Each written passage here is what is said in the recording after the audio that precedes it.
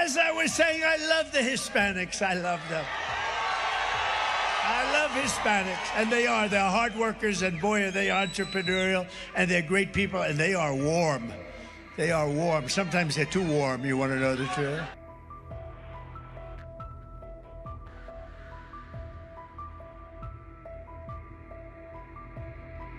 Today's my last day right here in the United States. After 20 years. So now I'm seeing all these videos of Mexican Americans crying about how they regret voting for Trump. And honestly, I can't feel bad for you. They are warm people, but you have to turn out the record numbers that we need in order to really demand a better future, and you have to go out, you have to vote. We want to win, win, win. 60% of Latinos voted for Trump. For Maga Latinos who voted for Trump that all of a sudden are realizing that their mixed status family members are in jeopardy, I'm going to say this once and once only. If you support a clown, you get a trick. And we want to take care of the great state of New Mexico. We're going to defeat Kamala Harris, the worst vice president. And we're going to make America great again.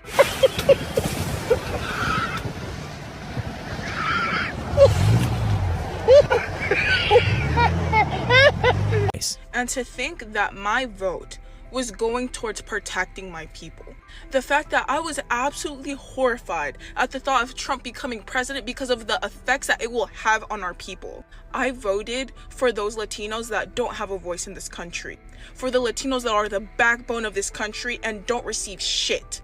I voted for the Latinos that have been nothing but good people in this country, paying taxes and have no criminal records. Only to find out that it's our own people turning against us. I am truly disgusted. When we told you this would happen, you didn't listen. When it was just theoretical, it was easy to ignore. But now that your undocumented family is at risk, now that your kids are being targeted or the kids in your circles, now that they're coming for you, now it's a problem. Listen, I get it. I have family who voted for him too, and I won't lie, it makes it very hard to process. It sometimes even makes it hard to talk to them, because how am I supposed to be okay with that? I have undocumented family. I have a trans sibling. Trump's policies directly hurt people I love. So when I see our own people supporting him, it feels like a slap in the face. And I keep asking myself, why?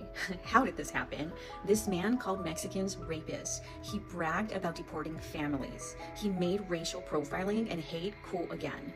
And still, some of you voted for him. And now, reality is hitting. Some of you are shocked. What did you think was gonna happen? That they'd make an exception for you? That you're somehow a good immigrant? That Trump actually cared about Latinos? Be serious. I know some of you are gonna defend your stance with like, well, my family voted for him because they don't like socialism.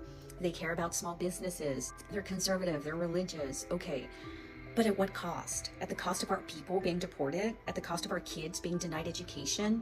At the cost of our community being unsafe? And so now you're feeling the consequences and you want us to feel sorry for you. No.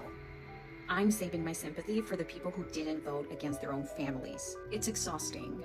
We tried to tell you, but if you voted for Trump and regret it, sit with that, reflect on it, because the rest of us, we saw this. So y'all pushed out immigrant labor, and now y'all surprised nobody wants to pick blueberries for $11 an hour, 9 to 10 hours a day, 7 days a week? Really?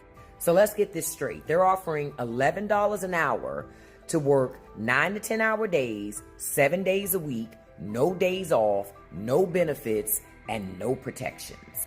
So immigrants weren't stealing American jobs. They were doing the jobs that most Americans can't or won't do. So now we got a labor shortage, and the same people who were whining about illegal immigration are now whining about food still is so expensive. Well, that's going to happen when you have a labor shortage. This is what happens when policy is led by fear instead of facts. Would you work 70 hours a week for $11 an hour to pick blueberries in a field? Let's talk about it and tag somebody who thinks that immigrant labor is a problem. We all want to talk about it. Trump is the first American president since the Second World War, and I would even include George W. Bush in this, who is completely uninterested and unattached to any sense of what American power is for in the world other than one simple truth and axiom in his own mind, and that is might is right. If I'm able to do it, I should do it, I can do it, I will do it. I want Greenland, or I want particular ends in Greenland, I'll do it. International law, screw it. International institutions, screw it. Multilateral agreements, screw it. Let's not forget that Trump imposing these tariffs is literally ripping up an agreement he himself signed with Canada and Mexico back in his first presidency. So we can't trust this guy.